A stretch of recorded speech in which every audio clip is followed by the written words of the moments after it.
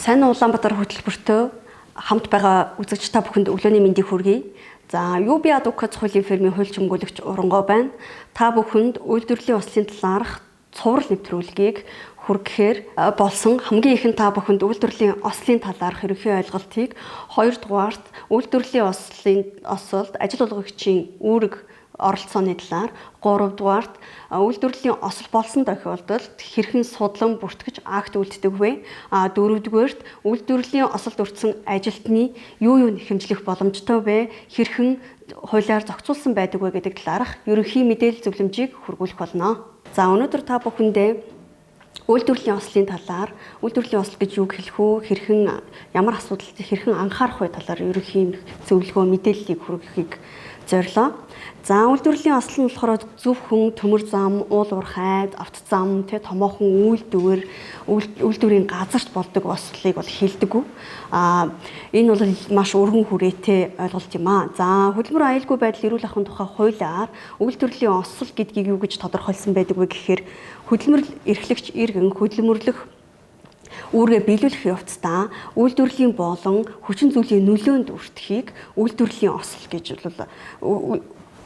тодорхойлсон байгаа.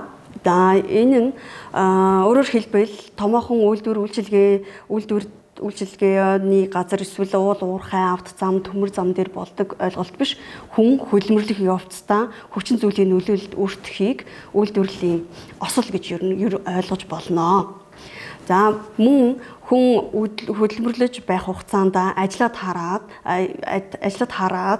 ажлынхаа багаж тоног төхөөрөмжийг эмхлэх, цэгцлэх, бүр цаашлаад гэрлүүгээ харих маршрут буюу харих маршруттай холбоотой мөн хөдөлмөрлөх үүрэгтэй холбоотой хөдөлгөөн хийж байгаа үйл явцын улмаас хөдөлмөрлөх эрхтэн тухайн хүний эрүүл мэнд, амь насанд нь тодорхой хэмжээний үйлчлэл үзүүлсэн үйлдэлийг мөн ойлгодгоо. Энэ нь ер нь нийгмийн даатгалын тухай хууль болон хөдөлмөрийн тухай хууль, хөдөлмөрийн аюулгүй байдал эрүүл ахуйн тухай хуулинд бүрэн туссан байдаг. Хамгийн сүүлийн үед хөдөлмөр нийгэм хамгааллын яамны хөдөлмөрийн аюулгүй байдал эрүүл ахуйн тухай хуульд оруулсан хуулийн хэрэгжилтэд оруулсан үнэлгээний 2025 оны тайлангаар хөдөлмөрийн аюулгүй байдлын улмаас үйлдвэрлэлийн осолд өртсөн иргэний 2124 тохиолдол бүртгэгдснээс 2222-нд нь хүн бэртсэн тохиолдол бүртгэгдсэн байдаг. Үүнээс 275 хүн бол нас барсан байна. Тийм учраас энэ нь зүгээр нэг томоохон энгийн ойлголт биш.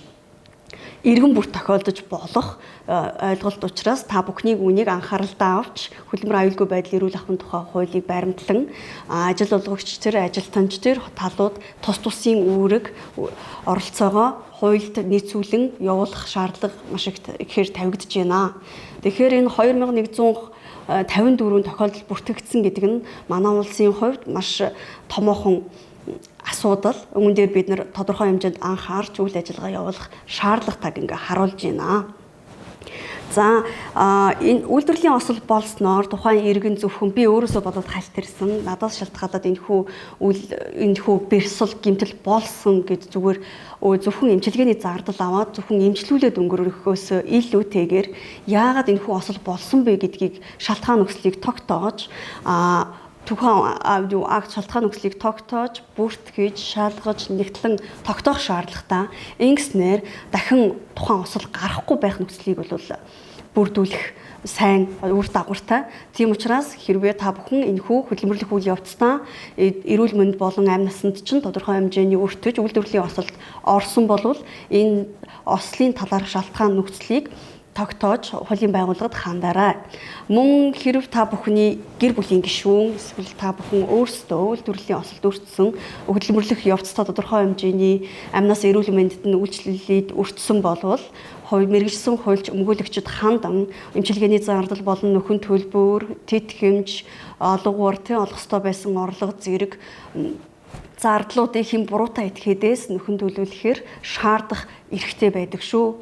Хөдөлмөрийн аюулгүй байдлын тухай хуулийн дагуу үйлдвэрлэлийн осол гэдэг бол зөвхөн хальтарч унах эсвэл зөвхөн эмчилгээний зардал аваад зогсохгүй тухайн шалтгаан нөхцөлийг тодорхойлж тогтоох маш том өргөн хүрээний цогц ойлголт юм аа.